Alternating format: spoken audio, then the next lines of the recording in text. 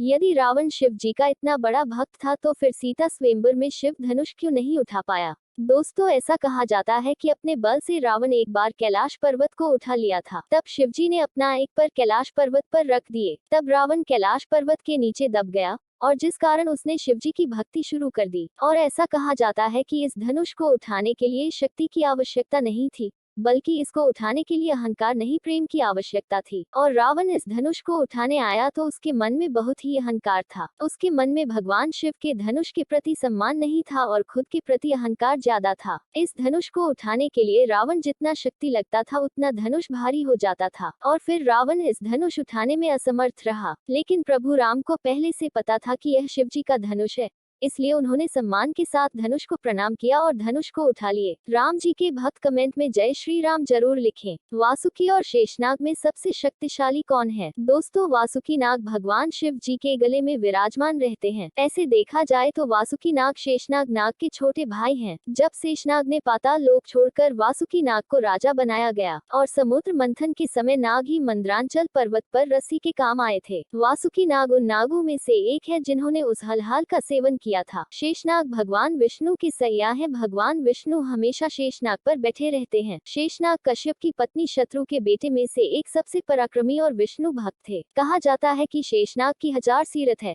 इसीलिए उन्हें अनंत माना जाता है और उनका कोई अंत नहीं है। हमारे हिसाब से दोस्तों शेषनाग ही सबसे शक्तिशाली है। अगर आपको लगता है कि कौन शक्तिशाली है तो कमेंट में जरूर बताएं। दोस्तों, रावण भगवान शिव के कैलाश पर्वत को क्यों उठा रहा था? अगर आप भी भगवान शिव की सच्चे भक्त हैं तो चैनल को सब्सक्राइब और वीडियो को लाइक जरूर करिएगा। एक बार जब रावण कुबेर का राज्य और पुष्पक विमान लेकर जा रहा था, उस समय रास्ते पर कैलाश पर्वत आ जाता है और पुष्पक विमान उसके आगे नहीं जा पाता, क्योंकि उस समय कैलाश पर्वत पर भगवान शिव आराम कर रहे थे। रावण बहुत ही ज्यादा घमंडी था, इसलिए उसने ये सोचा कि कैलाश पर्वत को उठाकर वो लंका लेकर जाए। और उसके बाद रावण कैलाश पर्वत को उठाने की कोशिश करता है। बहुत ही कोशिश करने के बाद जब रावण कैलाश पर्वत को उठा लेता है तो उसी समय भगवान शिव अपने पैर की अंगूठी को रख देते हैं, जिससे रावण के हाथ उसमें दब जाते हैं। और उसके बाद रावण भगवान शिव को प्रसन्न करने में लग जाता है। जब रावण भगवान शिव को प्रसन्न कर लेता है तो भगवान उसे छोड़ देते हैं। और अगर आप भी भगवान शिव के भक्त हैं तो कमेंट सेक्शन में ओम नमः शिवाय जरूर लिखिएगा। दोस्तों, हनुमान जी की अमर होने का 4 प्रमाणी पद। नंबर 1, रामायण में बताया गया है कि हनुमान जी हिमालय जाकर संजीवनी बूटी लेकर आए थे और जब उन्हें औसत नहीं मिली तो वह पूरा पर्वत उठा लाए थे। जब विज्ञानों ने उस पर्वत की जांच की जो हिमालय से आया है तो उन्होंने भी कहा था ये हिमालय का पर्वत है। नंबर 2, श्रीलंका का एक ऐसा आदिवासी कबीला है जिसका नाम आतंक कबीला है। वहाँ हनुमान जी आज भी साक्षात लोगों से मिलने आते हैं। इस बात की दृष्टि रिसर्च में हुई है। नंबर 3, शास्त्र में लिखा है कि कलयुग में हनुमान जी गढ़ हिमालय पर्वत पर वास करेंगे। कोई साधु संत भी इस बात को बताते हैं। नंबर 4, हनुमान जी का कलयुग में चमत्कार नैनीताल के कैची धाम से देखा जा सकता है। खुद फेसबुक के प्रमुख मार्क जुखर और एप्पल के प्रमुख स्किन जोश इस हनुमान मंदिर का जिक्र किया है। हनुमान जी के भक्त कमेंट में जय बजरंगबली जरूर लिखें। एक बार दो बड़े सुंदर तोतों का जोड़ा माँ सीता के महल के पास आया। दोनों आपस में ये बात करने लगे कि अयोध्या में बड़े प्रतापी एवं सुंदर राजकुमार श्री राम जी का जन्म हुआ है, जिनका विवाह भविष्य में माँ सीता के साथ होगा। अपना नाम सुनते ही माँ सीता को श्री राम के बारे में जानने की जिज्ञासा हुई। उन्होंने सैनिकों से कह उन दोनों तोतों को पकड़वा लिया। सीता ने उन दोनों तोतों को प्यार से सहला के बोला, डरो मत, और तुम श्री राम तथा मेरे बारे में कैसे जानते हो? दोनों ने बताया कि वे वाल्मीकि ऋषि के आश्रम के पास ही रहते हैं तथा उन्हीं के मुँह से उन्होंने राम कथा सुनी। इससे माँ सीता ने राम कथा सुनने की जिद करी तो की बोली, राम कथा बहुत बड़ी है जिसमें कई महीने लग सकते हैं और मैं गर्भवती हूँ, इसीलिए मुझे शीघ्र अपने घोंसले में वापस जाना होगा। इससे माँ सीता बोली, मैं आपका पूरा ध्यान रखूंगी पर बगैर कथा सुने जाने न दूंगी। तो ने क्रोधित हो माँ सीता को श्राप दे दिया कि एक गर्भवती को जिस तरह तुम उसके पति से दूर कर रही हो, उसी तरह तुम जब गर्भवती रहोगी तो तुम्हें अपने पति का बिछुआ सहना पड़ेगा। श्राप देकर तोती ने प्राण त्याग दिए। इसी श्राप के कारण लवकुश के जन्म पर माँ सीता का गर्भवती अवस्था में श्री राम ने त्याग किया था और माँ सीता वन में भटकी थी। सच्चे हनुमान भक्त कमेंट में जय बजरंगबली जरूर लिखें।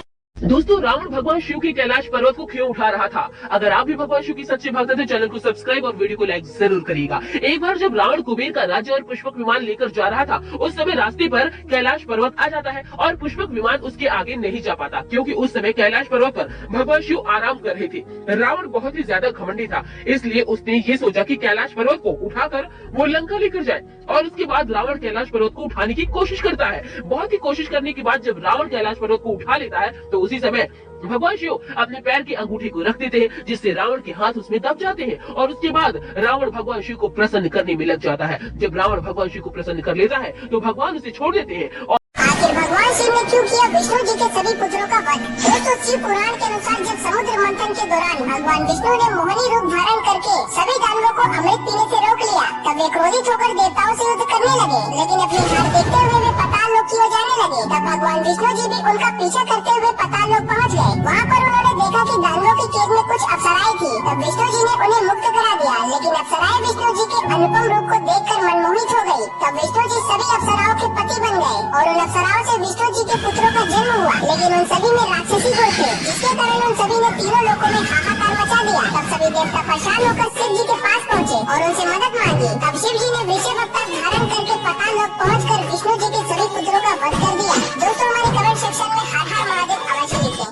महाभारत युद्ध में कई लाखों सैनिकों ने भाग लिया था और यह युद्ध 18 दिन तक चला, परंतु 18 दिनों तक उन सैनिकों के लिए खाना बना कैसे। दोस्तों कहते हैं दक्षिण के राजा उडुपी ने महाभारत युद्ध में भाग नहीं लिया था। राजा उडुपी श्री कृष्ण से मिलने जब उनके पास पहुंचे तो उन्होंने चिता वक्त करते बोले, महाव कैसे युद्ध में लड़ने वाले भोजन के लिए प्रतिबंध हो पाएंगे। श्री कृष्ण ने उन्हें एक ऐसी युक्त बताए कि हर दिन सैनिक पेट भर खाना खाते और हर दिन हजारों सैनिक मरने के बाद भी बचे सैनिकों के लिए भरपेट भोजन मिलता और उसे अन्य का एक दाना प्रतिबंध भी नहीं होता। जब युद्ध समाप्त होने के बाद एक दिन राजा दृष्टांत ने राजा उडुपी से पूछा। उन्होंने बताया, श्री कृष्ण प्रतिदिन मुझे मूंगफली का मान कर खाते थे और प्लेट में जितनी मूंगफली बच जाती थी अगले दिन उतने हजार सैनिक मर जाते थे। अगर प्लेट में 50 मूंगफली बचती है तो अगले दिन 50,000 सैनिक मारे जाते थे। इस अंदाजे से मैं अगले दिन भोजन कम बनाया करता था। भगवान श्री राम के भक्त महाभारत के युद्ध में लाखों सैनिकों का भोजन। रावण की पत्नी मंदोदरी अति सुंदरीवन एक रात चुपचाप राम के पास पहुंची। श्री राम सोच में पड़ गए कि पीछे एक स्त्री खड़ी है, अभी उसकी छाया उनके पास आई है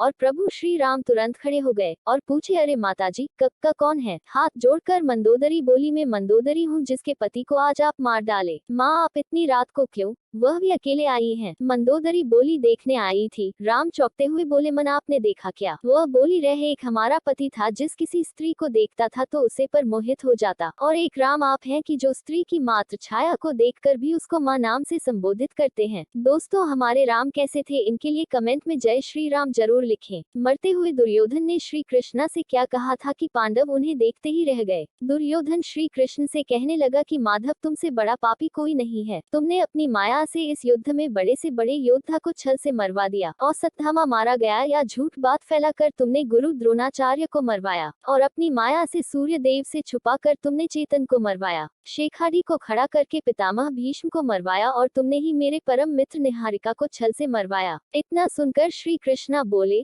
दुर्योधन तुमने इतनी धर्म की सीढ़ियां चढ़ रही है कि तुम उतारना ही भूल गए। तुमने भरी सभा में हजारों युद्धों का साथ उन स्त्री का अर्हर किया और मामा शकुनी के साथ में तुमने चलने से पांडवों को हरा दिया, फिर उनका राज्य पाठ हड़प लिया, उनके महल में भाग लगाकर उन्हें मारने की कोशिश की, क्योंकि वह धर्म या युद्ध के नियमों को तोड़कर सभी के साथ मिलकर एक बालक को मार झाला दिखाना क्या वह धर्म था। पाप किया है कि मरना तो मुश्किल है, इसलिए दुर्योधन तुम्हारे किए गए पापों का आगे ये छल तो कुछ भी नहीं था।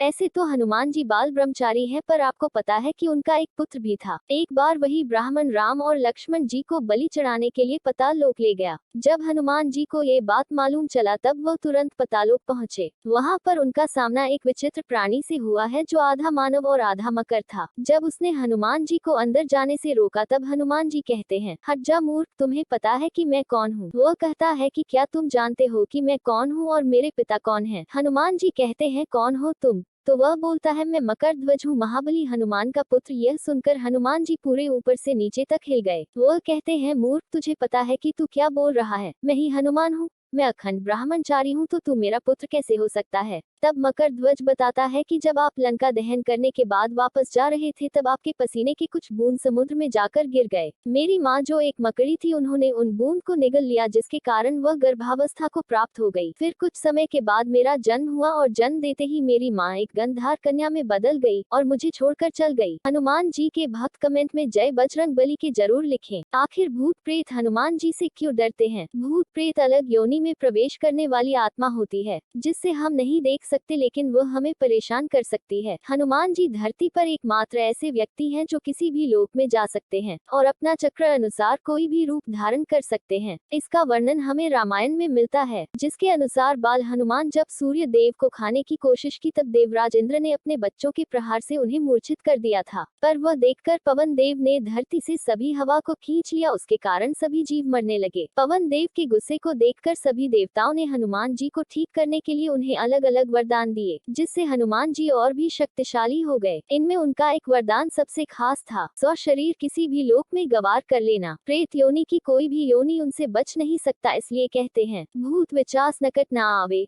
महावीर जब नाम सुनावे। हनुमान जी के भक्त कमेंट में जय बजरंग बली जरूर लिखें। दोस्तों, शिव पुराण के अनुसार जब भगवान विष्णु सृष्टि के पालन करता बने तब चारों ओर राक्षसों का रास्ता, जिसकी वजह से भगवान विष्णु ने उन सभी से युद्ध किया और बहुत सारे राक्षसों को मार दिया, पर राक्षसों की संख्या बहुत ही ज्यादा थी, जिसके कारण भगवान विष्णु को एक ऐसा अस्त्र चाहिए था जिससे वो बहुत ही आसानी से सभी राक्षसों का वध कर सके। भगवान विष्णु को पता था कि इतना शक्तिशाली अस्त्र केवल महादेव ही उनको दे सकते हैं, जिसके कारण भगवान विष्णु ने महादेव की आराधना की और अपनी एक आंख भगवान विष्णु ने महादेव को चढ़ा दिया, जिससे महादेव बहुत ही ज्यादा प्रसन्न हो गए और भगवान विष्णु को एक बहुत ही शक्तिशाली अस्त्र प्रदान किया, जिसका नाम सुदर्शन चक्र था। दोस्तों, भगवान विष्णु ने सुदर्शन चक्र की सहायता से बहुत ही शक्तिशाली राक्षसों का वध किया और चारों ओर धर्म की स्थापना की। भगवान शिव का एक ऐसा शिवलिंग जिस पर एक चेहरा नहीं बल्कि सैकड़ों चेहरे बने हैं। दोस्तों, हम बात कर रहे हैं हरेश्वर मंदिर की, जो महाराष्ट्र के 16 कुंडली में स्थापित है। ये दुनिया का इकलौता शिवलिंग है जिस पर 329 चेहरे बने हुए हैं। खास बात यह है कि भगवान शिव के प्रत्येक चेहरे के भाव अलग अलग हैं। शिवलिंग को बहुमुखी शिवलिंग कहा जाता है। आमतौर पर सभी मंदिर पूरब की ओर या उत्तर की ओर होते हैं, लेकिन हरेश्वर मंदिर पश्चिम मुंह की ओर है। इस मंदिर में एक नहीं बल्कि 2 करोड़ क्रिया है। हरेश्वर मंदिर इकलौता मंदिर है जहां पर भगवान शिव और विष्णु को एक साथ पूजे जाते हैं। एक क्रिया क्रम प्रेम में विष्णु को, दूसरे क्रम क्रिया में भगवान शिव स्थापित मंदिर है। यह मंदिर भीमा और सीमा नदियों के संगम स्थल पर स्थापित है। यहाँ दूर दूर से भक्त शिव के दर्शन करने के लिए आते हैं। भगवान शिव के भक्त कमेंट में जरूर लिखें। माँ लक्ष्मी का एक ऐसा मंदिर जहाँ पर प्रसाद में सोना चांदी का सिक्का दिया जाता है, मध्य प्रदेश में रतमाल शहर में मौजूद है, जिसका नाम महालक्ष्मी जी मंदिर है। माता लक्ष्मी का मंदिर, जिसे आज से कई साल पहले महाराजा रतन सिंह राठौर के हाथों बनाया गया था। माता लक्ष्मी के इस मंदिर में हर साल धनतेरस से लेकर 5 दिनों तक उत्सव मनाया जाता है। इस दौरान मंदिर में लोग करोड़ों रुपए और जेवरात चढ़ाते हैं। मान्यताओं के अनुसार ऐसे करने से उनके घर में किसी भी चीज की कमी नहीं होती। इसी मंदिर में कुबेर महाराज का एक द्वारा भी लगाया जाता है, जहां पर भक्तों को प्रसाद के साथ सोना चांदी के सिक्के दिए जाते हैं। माँ लक्ष्मी के भक्त कमेंट में जय माँ लक्ष्मी जरूर लिखें। एक ऐसा बच्चा जो पैदा होते हुए राम नाम का जाप करने लगा था। पैदा होने के समय उसके मुंह में 32 दांत मौजूद थे। दरअसल चित्रकूट के गांव में ब्राह्मण परिवार में इस पुत्र का जन्म हुआ था। जन्म के बाद इसके माता पिता देखकर हैरान हो गए और इसे तुरंत त्याग कर दिए। उसे एक साधु बाबा ने अपना लिया और अपने साथ अयोध्या ले गए। उसका नाम राम बोला रख दिए। 15 वर्ष तक उसने काशी में अपनी शिक्षा प्राप्त की और वह अपने गांव चित्रकूट वापस लौट गया और राम कथा सुनाने लगा। एक बार उनके पास नाना सा बालक आया और टीका लगवाने की मांग करने लगा। चंदन का टीका लगा ही रहे थे, तभी एक तोता उड़ता उड़ता उनके पास आया और एक दोहा कहा। चित्रकूट के घाट पर भाई संतान की भीड़, तुलसीदास चंदन घिसे, तिलक कर रघुवीर। बस उसी समय राम बोला, जिन्हें हम आज के समय तुलसीदास के नाम से जानते हैं। वह तुरंत ही समझ गए कि वह तोता कोई और नहीं बल्कि स्वयं बजरंग बली है और उनके पास जो नाना बालक है वह प्रभु श्री राम है। भारत की 5 ऐसे शिवलिंग जिसकी ऊंचाई लगातार बढ़ती जा रही है। नंबर 1 पहाड़ी वाला शिवलिंग। इसकी स्थापना स्वयं दशानन रावण ने की थी। इस शिवलिंग हर साल एक दाने के बराबर बढ़ती जा रही है। नंबर 2 मुर्देश्वर महाराज गुजरात। दोस्तों, इस शिवलिंग में हमेशा एक धारा बहती रहती है और यह शिवलिंग लगातार बढ़ता जा रहा है। कहते हैं कि जिस दिन इस मंदिर के छत को छू देगा उसे दिन धरती पर प्रलय आ जाएगा। नंबर 3 मत शिवलिंग मध्य प्रदेश। दोस्तों, जितना धरती के ऊपर है उतना धरती के नीचे भी, क्योंकि यह शिवलिंग चमत्कारी होने के कारण हमेशा बढ़ती जा रही है। नंबर 4 मुक्तेश्वर महादेव छत्तीसगढ़। दोस्तों, इस शिवलिंग को बागेश्वर नाम से जाना जाता है और यह हमेशा चमत्कारी होने के कारण बढ़ता जा रहा है। नंबर 5 फिर बटेश्वर मंदिर काशी।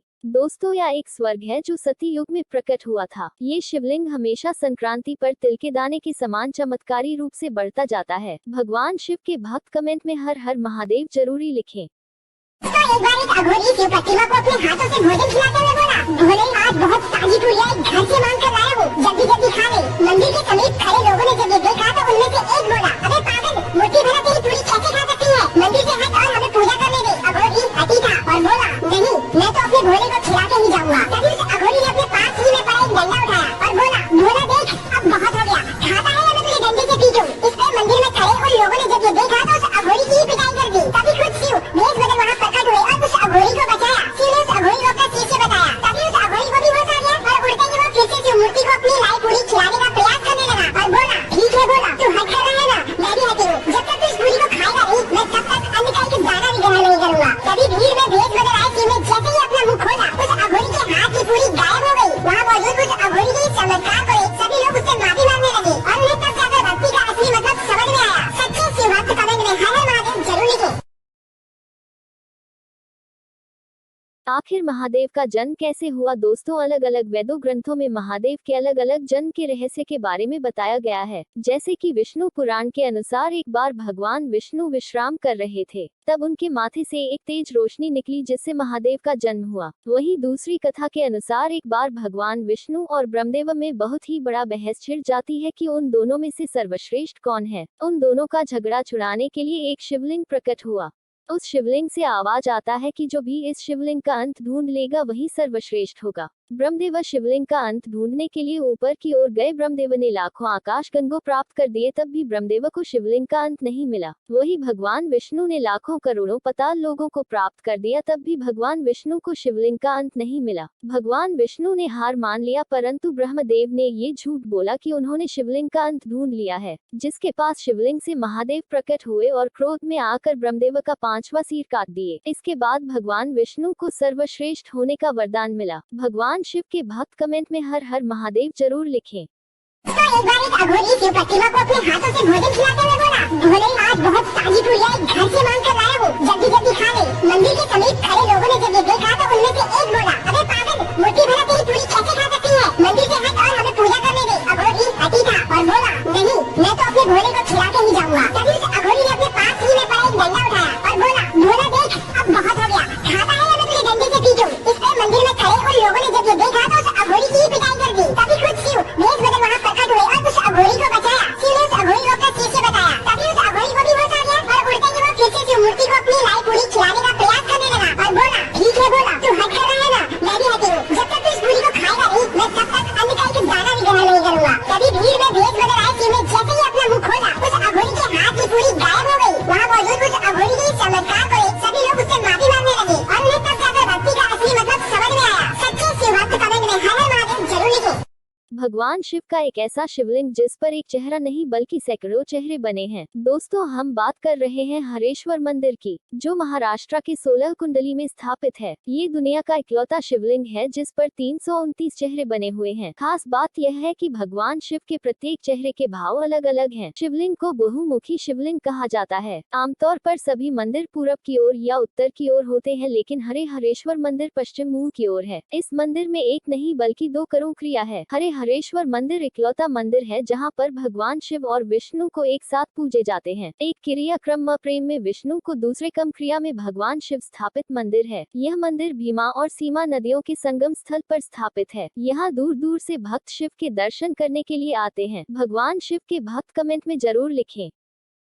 दोस्तों, आप केदारनाथ जाते हैं तो अब मत जाएगा, क्योंकि आप जैसे आदमी के लिए केदारनाथ मंदिर नहीं है। यह मंदिर भगवान शिव का सबसे पवित्र मंदिर है। वहां पर जाने से सब पाप कष्ट दूर हो जाते हैं। लेकिन आजकल तो लोग मंदिर नहीं बल्कि घूमने और फोटो खींचने जाते हैं। ऐसे देखकर अब वहां पर वीडियो बनाना और फोटो खींचवाना बैन हो गया है। और तो पैदल चलकर नहीं जाते बल्कि मासूम जानवरों पर राजा की तरफ बैठकर जाते हैं। अगर आप भी यह काम करते हैं तो आपके लिए केदारनाथ नहीं है। आपको जाना होगा, तब भगवान शिव आपको स्वयं बुलाएंगे। क्या आप भगवान श्री कृष्ण का असली तस्वीर देखे हैं? यदि नहीं तो आज हम जो दुर्बल तस्वीर दिखाने जा रहे हैं उसके बारे में कहा जाता है कि भगवान श्री कृष्ण की असली तस्वीर है, जो आप देखकर हैरान हो जाएंगे। दोस्तों, आज के समय के लोग वास्तविकता में नहीं देखे हैं, परंतु उसकी प्राचीन रहस्यमयी तस्वीरें हैं जिनके बारे में कहा जाता है कि यह वास्तव में भगवान श्री कृष्ण की ही है। लेकिन ये तस्वीर किसने खींची और कब, ये बात किसी को मालूम नहीं है। इस वीडियो में जो तस्वीर आपको दिखाई दे रहा है वह तस्वीर तस्वीर असली है, जिसमें भगवान श्री कृष्ण गोल मुकुट धारण किए हैं। दोस्तों, भगवान श्री कृष्ण का भक्त कमेंट में जय श्री कृष्ण जरूर लिखें।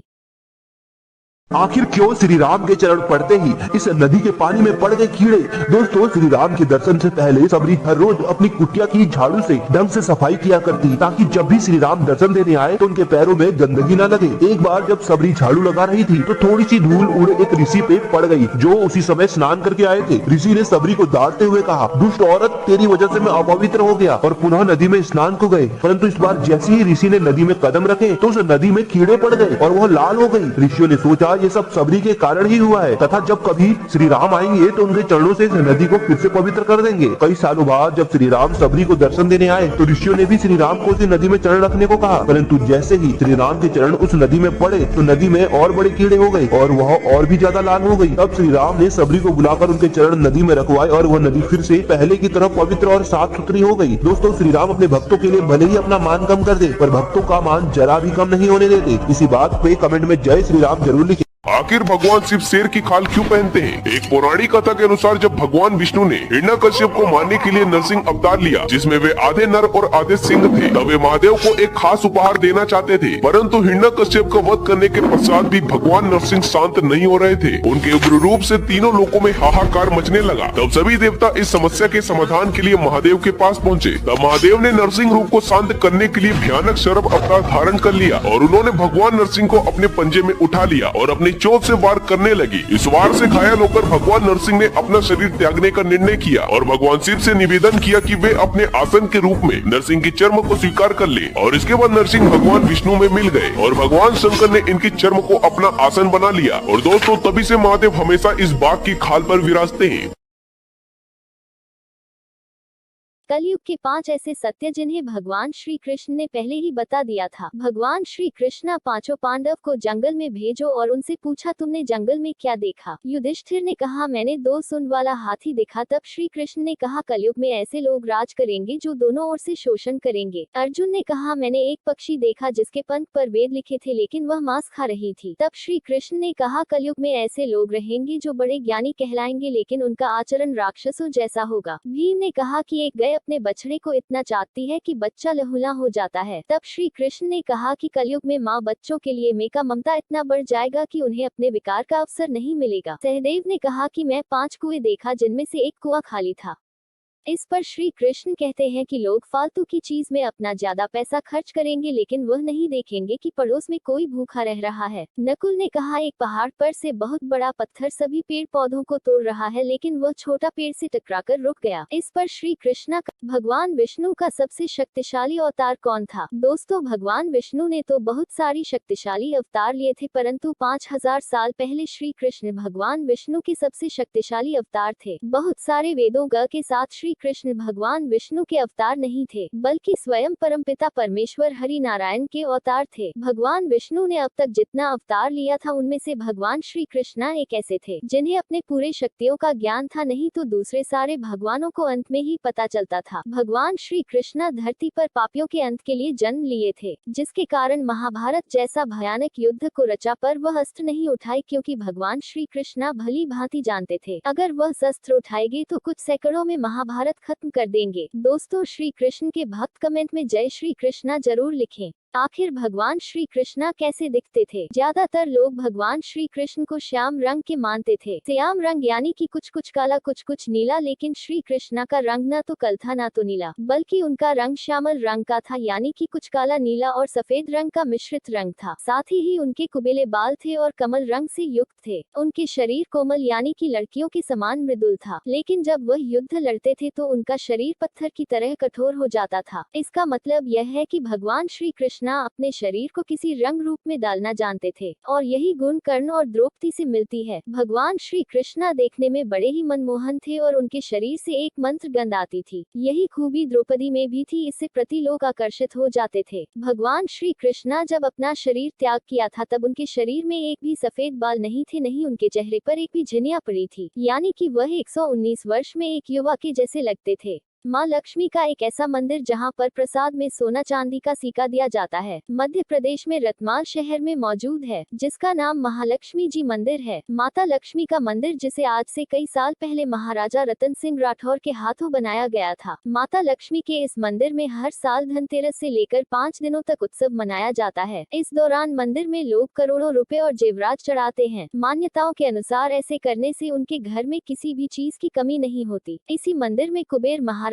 का एक द्वारा भी लगाया जाता है, जहां पर भक्तों को प्रसाद के साथ सोना चांदी के सिक्के दिए जाते हैं। माँ लक्ष्मी के भक्त कमेंट में जय माँ लक्ष्मी जरूर लिखें। एक ऐसा बच्चा जो पैदा होते हुए राम नाम का जाप करने लगा था। पैदा होने के समय उसके मुंह में 32 दांत मौजूद थे। दरअसल चित्रकूट के गांव में ब्राह्मण परिवार में इस पुत्र का जन्म हुआ था। जन्म के बाद इसके माता पिता देखकर हैरान हो गए और इसे तुरंत त्याग कर दिए। उसे एक साधु बाबा ने अपना लिया और अपने साथ अयोध्या ले गए। उसका नाम राम बोला रख दिए। 15 वर्ष तक उसने काशी में अपनी शिक्षा प्राप्त की और वह अपने गांव चित्रकूट वापस लौट गया और राम कथा सुनाने लगा। एक बार उनके पास नाना सा बालक आया और टीका लगवाने की मांग करने लगा। चंदन का टीका लगा ही रहे थे, तभी एक तोता उड़ता उड़ता उनके पास आया और एक दोहा कहा। चित्रकूट के घाट पर भाई संतान की भीड़, तुलसीदास चंदन घिसे, तिलक कर रघुवीर। बस उसी समय राम बोला, जिन्हें हम आज के समय तुलसीदास के नाम से जानते हैं। वह तुरंत ही समझ गए कि वह तोता कोई और नहीं बल्कि स्वयं बजरंग बली है और उनके पास जो नाना बालक है वह प्रभु श्री राम है। भारत की 5 ऐसे शिवलिंग जिसकी ऊंचाई लगातार बढ़ती जा रही है। नंबर 1 पहाड़ी वाला शिवलिंग। इसकी स्थापना स्वयं दशानन रावण ने की थी। इस शिवलिंग हर साल एक दाने के बराबर बढ़ती जा रही है। नंबर 2 मुर्देश्वर महाराज गुजरात। दोस्तों, इस शिवलिंग में हमेशा एक धारा बहती रहती है और यह शिवलिंग लगातार बढ़ता जा रहा है। कहते हैं कि जिस दिन इस मंदिर के छत को छू देगा उसे दिन धरती पर प्रलय आ जाएगा। नंबर 3 मत्स्य शिवलिंग मध्य प्रदेश। दोस्तों, जितना धरती के ऊपर है उतना धरती के नीचे भी, क्योंकि यह शिवलिंग चमत्कारी होने के कारण हमेशा बढ़ती जा रही है। नंबर 4 मुक्तेश्वर महादेव छत्तीसगढ़। दोस्तों, इस शिवलिंग को बागेश्वर नाम से जाना जाता है और यह हमेशा चमत्कारी होने के कारण बढ़ता जा रहा है। नंबर 5 फिर बटेश्वर मंदिर काशी। दोस्तों, यह एक स्वर्ग है जो सती युग में प्रकट हुआ था। ये शिवलिंग हमेशा संक्रांति पर तिल के दाने के समान चमत्कारी रूप से बढ़ता जाता है। भगवान शिव के भक्त कमेंट में हर हर महादेव जरूरी लिखें। हनुमान जी का शक्ति का अंदाजा इस बात से लगाई जा सकती है कि जब उन्होंने सबसे पहली छलांग उड़ने के लिए लगाई थी तो हनुमान दूर दूर दिखे ही नहीं, मात्र एक सीधी लाइन दिखाई देती थी। इतनी तेज उनकी गति थी। इतना ही नहीं, खुद रावण भी उनसे डरता था। कहते हैं जब हनुमान जी संजीवनी बूटी लेने लंका की तरफ से उड़े तब रावण कालनेमी को बोला, रोक रोक उस बंदर को। कालनेमी चौंकते हुए कहता है, रोकू पर किसे? रावण बोला, उस बंदर को जो घोड़ा आदि आकाश में गया। कालनेमी कहता है, ये वही तो नहीं जो कुछ पहले तुम्हारा लंका आया था? रावण बोला, हाँ वही, ये वही है जो तुम्हारा पूरा लंका को जला दिया। हाँ वही। अच्छा, जब तुम्हारी लंका जल रही थी तब तुम कहाँ थे? रावण बोला, लंका में। तुम्हारे 100 बेटे कहाँ थे? रावण बोला, लंका में। जब तुमसे वह बंदर नहीं रुका तो मेरी बलि चढ़ाने के लिए क्यों बोल रहे हो? दोस्तों, हनुमान जी के भक्त कमेंट में जय बजरंग बली जरूर लिखें। आखिर महादेव का जन्म कैसे हुआ? दोस्तों, अलग अलग वेदों ग्रंथों में महादेव के अलग अलग जन्म के रहस्य के बारे में बताया गया है। जैसे कि विष्णु पुराण के अनुसार एक बार भगवान विष्णु विश्राम कर रहे थे, तब उनके माथे से एक तेज रोशनी निकली जिससे महादेव का जन्म हुआ। वहीं दूसरी कथा के अनुसार एक बार भगवान विष्णु और ब्रह्मदेव में बहुत ही बड़ा बहस छिड़ जाती है कि उन दोनों में से सर्वश्रेष्ठ कौन है। उन दोनों का झगड़ा छुड़ाने के लिए एक शिवलिंग प्रकट हुआ। उस शिवलिंग से आवाज आता है कि जो भी इस शिवलिंग का अंत ढूंढ लेगा वही सर्वश्रेष्ठ होगा। ब्रह्मदेव शिवलिंग का अंत ढूंढने के लिए ऊपर की ओर गए। ब्रह्मदेव ने लाखों आकाश गंगों प्राप्त कर दिए, तब भी ब्रह्मदेव को शिवलिंग का अंत नहीं मिला। वही भगवान विष्णु ने लाखों करोड़ों पताल लोगों को प्राप्त कर दिया, तब भी भगवान विष्णु को शिवलिंग का अंत नहीं मिला। भगवान विष्णु ने हार मान लिया, परंतु ब्रह्मदेव ने ये झूठ बोला कि उन्होंने शिवलिंग का अंत ढूंढ लिया है। जिसके पास शिवलिंग से महादेव प्रकट हुए और क्रोध में आकर ब्रह्मदेव का 5वां सिर काट दिए। इसके बाद भगवान विष्णु को सर्वश्रेष्ठ होने का वरदान मिला। भगवान शिव के भक्त कमेंट में हर हर महादेव जरूर लिखें। दोस्तों, शिव पुराण के अनुसार जब भगवान विष्णु सृष्टि के पालन करता बने तब चारों ओर राक्षसों का राज था, जिसकी वजह से भगवान विष्णु ने उन सभी से युद्ध किया और बहुत सारे राक्षसों को मार दिया। पर राक्षसों की संख्या बहुत ही ज्यादा थी, जिसके कारण भगवान विष्णु को एक ऐसा अस्त्र चाहिए था जिससे वो बहुत ही आसानी से सभी राक्षसों का वध कर सके। भगवान विष्णु को पता था कि इतना शक्तिशाली अस्त्र केवल महादेव ही उनको दे सकते हैं, जिसके कारण भगवान विष्णु ने महादेव की आराधना की और अपनी एक आंख भगवान विष्णु ने महादेव को चढ़ा दिया, जिससे महादेव बहुत ज्यादा प्रसन्न हो गए और भगवान विष्णु विष्णु को एक बहुत ही शक्तिशाली अस्त्र प्रदान किया जिसका नाम सुदर्शन चक्र था। दोस्तों भगवान विष्णु ने सुदर्शन चक्र की सहायता से बहुत ही शक्तिशाली राक्षसों का वध किया और चारों ओर धर्म की स्थापना की। भगवान शिव का एक ऐसा शिवलिंग जिस पर एक चेहरा नहीं बल्कि सैकड़ों चेहरे बने हैं। दोस्तों हम बात कर रहे हैं हरेश्वर मंदिर की, जो महाराष्ट्र के 16 कुंडली में स्थापित है। ये दुनिया का इकलौता शिवलिंग है जिस पर 329 चेहरे बने हुए हैं। खास बात यह है कि भगवान शिव के प्रत्येक चेहरे के भाव अलग अलग हैं। शिवलिंग को बहुमुखी शिवलिंग कहा जाता है। आमतौर पर सभी मंदिर पूरब की ओर या उत्तर की ओर होते हैं, लेकिन हरेश्वर मंदिर पश्चिम मुंह की ओर है। इस मंदिर में एक नहीं बल्कि 2 करोड़ क्रिया है। हरेश्वर मंदिर इकलौता मंदिर है जहां पर भगवान शिव और विष्णु को एक साथ पूजे जाते हैं। एक क्रिया क्रम प्रेम में विष्णु को दूसरे क्रम क्रिया में भगवान शिव स्थापित मंदिर है। यह मंदिर भीमा और सीमा नदियों के संगम स्थल पर स्थापित है। यहाँ दूर दूर से भक्त शिव के दर्शन करने के लिए आते हैं। भगवान शिव के भक्त कमेंट में जरूर लिखें। माँ लक्ष्मी का एक ऐसा मंदिर जहाँ पर प्रसाद में सोना चांदी का सिक्का दिया जाता है, मध्य प्रदेश में रतमाल शहर में मौजूद है, जिसका नाम महालक्ष्मी जी मंदिर है। माता लक्ष्मी का मंदिर जिसे आज से कई साल पहले महाराजा रतन सिंह राठौर के हाथों बनाया गया था। माता लक्ष्मी के इस मंदिर में हर साल धनतेरस से लेकर 5 दिनों तक उत्सव मनाया जाता है। इस दौरान मंदिर में लोग करोड़ों रुपए और जेवरात चढ़ाते हैं। मान्यताओं के अनुसार ऐसे करने से उनके घर में किसी भी चीज की कमी नहीं होती। इसी मंदिर में कुबेर महाराज का एक द्वारा भी लगाया जाता है, जहां पर भक्तों को प्रसाद के साथ सोना चांदी के सिक्के दिए जाते हैं। माँ लक्ष्मी के भक्त कमेंट में जय माँ लक्ष्मी जरूर लिखें। एक ऐसा बच्चा जो पैदा होते हुए राम नाम का जाप करने लगा था। पैदा होने के समय उसके मुंह में 32 दांत मौजूद थे। दरअसल चित्रकूट के गांव में ब्राह्मण परिवार में इस पुत्र का जन्म हुआ था। जन्म के बाद इसके माता पिता देखकर हैरान हो गए और इसे तुरंत त्याग कर दिए। उसे एक साधु बाबा ने अपना लिया और अपने साथ अयोध्या ले गए। उसका नाम राम बोला रख दिए। 15 वर्ष तक उसने काशी में अपनी शिक्षा प्राप्त की और वह अपने गांव चित्रकूट वापस लौट गया और राम कथा सुनाने लगा। एक बार उनके पास नाना सा बालक आया और टीका लगवाने की मांग करने लगा। चंदन का टीका लगा ही रहे थे, तभी एक तोता उड़ता उड़ता उनके पास आया और एक दोहा कहा। चित्रकूट के घाट पर भाई संतान की भीड़,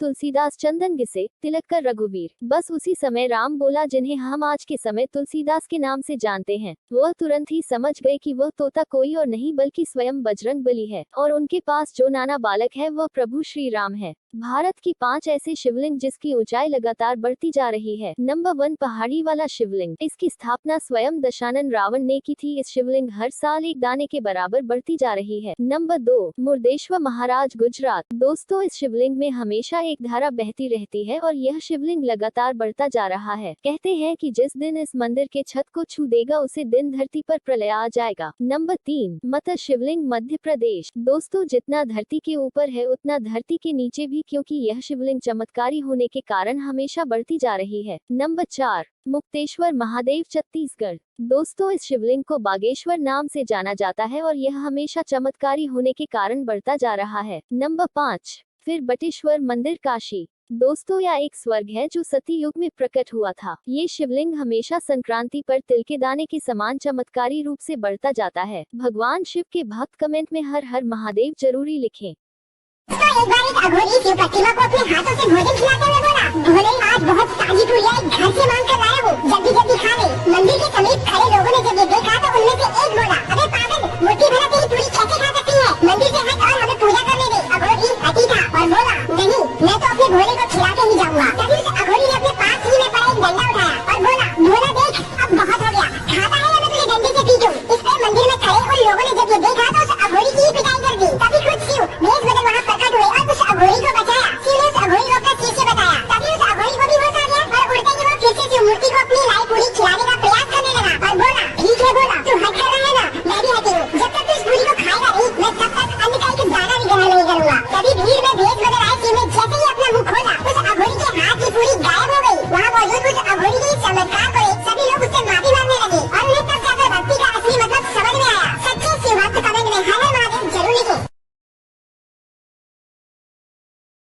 तो एक बार एक अघोरी शिव प्रतिमा को अपने हाथों से भोजन खिलाते हुए बोला, भोले आज बहुत ताजी पूरियां एक घर से मांग कर लाया हूँ, जल्दी जल्दी खा ले। मंदिर के समीप खड़े लोगों ने जब ये देखा तो उनमें से एक बोला, अबे पागल, मुट्ठी भर तेरी पूरी कैसे खा सकती है? मंदिर से हट और हमें पूजा करने दे। अघोरी हटी था और बोला, नहीं मैं तो अपने भोले को खिला के ही जाऊंगा। तभी उस अघोरी ने अपने पास ही में पड़ा एक डंडा उठाया और बोला, भोला देख अब बहुत हो गया, खाता है या मैं तुझे डंडे से पीटूं? इस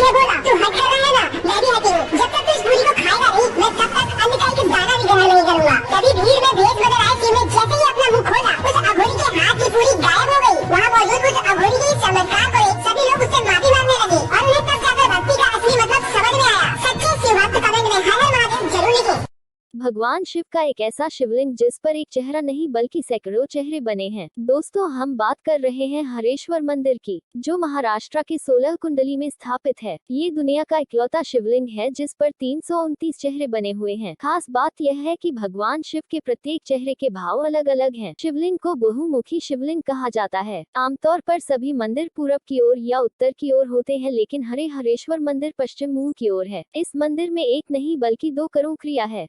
हरेश्वर मंदिर इकलौता मंदिर है जहाँ पर भगवान शिव और विष्णु को एक साथ पूजे जाते हैं। एक क्रिया क्रम प्रेम में विष्णु को, दूसरे क्रम क्रिया में भगवान शिव स्थापित मंदिर है। यह मंदिर भीमा और सीमा नदियों के संगम स्थल पर स्थापित है। यहाँ दूर दूर से भक्त शिव के दर्शन करने के लिए आते हैं। भगवान शिव के भक्त कमेंट में जरूर लिखें। माँ लक्ष्मी का एक ऐसा मंदिर जहाँ पर प्रसाद में सोना चांदी का सिक्का दिया जाता है, मध्य प्रदेश में रतलाम शहर में मौजूद है, जिसका नाम महालक्ष्मी जी मंदिर है। माता लक्ष्मी का मंदिर, जिसे आज से कई साल पहले महाराजा रतन सिंह राठौर के हाथों बनाया गया था। माता लक्ष्मी के इस मंदिर में हर साल धनतेरस से लेकर 5 दिनों तक उत्सव मनाया जाता है। इस दौरान मंदिर में लोग करोड़ों रुपए और जेवरात चढ़ाते हैं। मान्यताओं के अनुसार ऐसे करने से उनके घर में किसी भी चीज की कमी नहीं होती। इसी मंदिर में कुबेर महाराज का एक द्वारा भी लगाया जाता है, जहां पर भक्तों को प्रसाद के साथ सोना चांदी के सिक्के दिए जाते हैं। मां लक्ष्मी के भक्त कमेंट में जय मां लक्ष्मी जरूर लिखें। एक ऐसा बच्चा जो पैदा होते हुए राम नाम का जाप करने लगा था। पैदा होने के समय उसके मुंह में 32 दांत मौजूद थे। दरअसल चित्रकूट के गांव में ब्राह्मण परिवार में इस पुत्र का जन्म हुआ था। जन्म के बाद इसके माता पिता देखकर हैरान हो गए और इसे तुरंत त्याग कर दिए। उसे एक साधु बाबा ने अपना लिया और अपने साथ अयोध्या ले गए। उसका नाम राम बोला रख दिए। 15 वर्ष तक उसने काशी में अपनी शिक्षा प्राप्त की और वह अपने गांव चित्रकूट वापस लौट गया और राम कथा सुनाने लगा। एक बार उनके पास नाना सा बालक आया और टीका लगवाने की मांग करने लगा। चंदन का टीका लगा ही रहे थे, तभी एक तोता उड़ता उड़ता उनके पास आया और एक दोहा कहा। चित्रकूट के घाट पर भाई संतान की भीड़, तुलसीदास चंदन घिसे, तिलक कर रघुवीर। बस उसी समय राम बोला, जिन्हें हम आज के समय तुलसीदास के नाम से जानते हैं। वह तुरंत ही समझ गए कि वह तोता कोई और नहीं बल्कि स्वयं बजरंग बली है और उनके पास जो नाना बालक है वह प्रभु श्री राम है। भारत की 5 ऐसे शिवलिंग जिसकी ऊंचाई लगातार बढ़ती जा रही है। नंबर 1, पहाड़ी वाला शिवलिंग। इसकी स्थापना स्वयं दशानन रावण ने की थी। इस शिवलिंग हर साल एक दाने के बराबर बढ़ती जा रही है। नंबर 2, मुर्देश्वर महाराज, गुजरात। दोस्तों, इस शिवलिंग में हमेशा एक धारा बहती रहती है और यह शिवलिंग लगातार बढ़ता जा रहा है। कहते हैं कि जिस दिन इस मंदिर के छत को छू देगा उसे दिन धरती पर प्रलय आ जाएगा। नंबर 3, मत शिवलिंग, मध्य प्रदेश। दोस्तों, जितना धरती के ऊपर है उतना धरती के नीचे भी, क्योंकि यह शिवलिंग चमत्कारी होने के कारण हमेशा बढ़ती जा रही है। नंबर 4, मुक्तेश्वर महादेव, छत्तीसगढ़। दोस्तों, इस शिवलिंग को बागेश्वर नाम से जाना जाता है और यह हमेशा चमत्कारी होने के कारण बढ़ता जा रहा है। नंबर 5, फिर बटेश्वर मंदिर, काशी। दोस्तों, यह एक स्वर्ग है जो सती युग में प्रकट हुआ था। ये शिवलिंग हमेशा संक्रांति पर तिल के दाने के समान चमत्कारी रूप से बढ़ता जाता है। भगवान शिव के भक्त कमेंट में हर हर महादेव जरूरी लिखें।